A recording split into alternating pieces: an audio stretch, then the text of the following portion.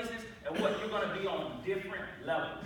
All right? And the person I want to talk to, anybody know David? David and Goliath, the story, David and Goliath? No, we should, right? David and Goliath, all right? So the thing I like about David, right, is that before David defeated Goliath, David was a shepherd boy, all right? And the thing is, his older brother Eliab was on another level than he was. His brother Eliab was in the army. But David was down here as a shepherd boy. But one thing David did was he embraced the level that he was on. He embraced the level of being a shepherd boy. He embraced his position. All right? And so some of you might go on and play in a Power 5 conference.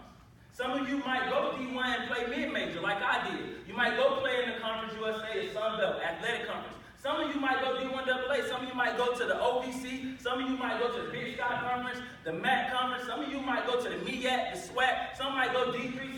Some might go NAIA. It doesn't matter what level you go on, but what matters is that you embrace that level.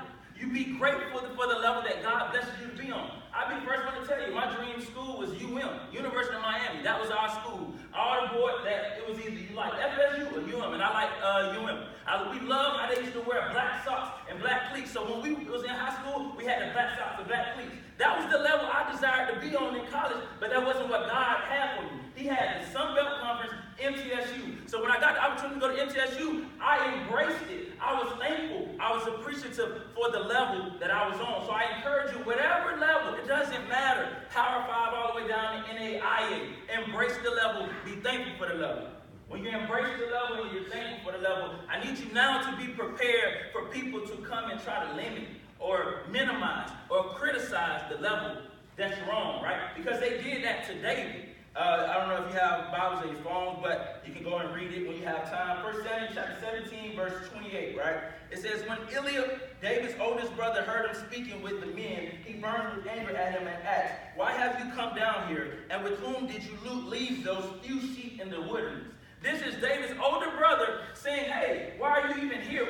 Where did you leave your few sheep? Right? And so he was trying to downgrade, he was trying to minimize David's role as a shepherd's boy.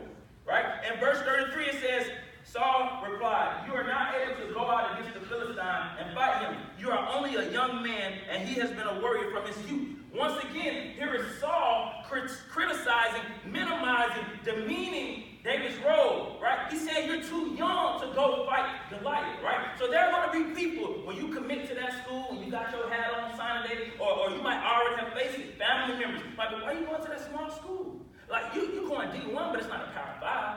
Like, okay, you're in the Power 5, but it's not the SEC. Or you, oh man, y'all don't even play on TV. You're going to the SWAC. You're going to the MEAC. There are going to be people that talk about your decision, the level that God blesses you to be on. Because I remember God came to me, man, when I committed to MT. He said, what school you going to? I was like, MT. He's like, why are you going there? He was like, that's the Sun Belt Conference. They don't even throw the ball enough to try to get interceptions. You need to go to the MAC.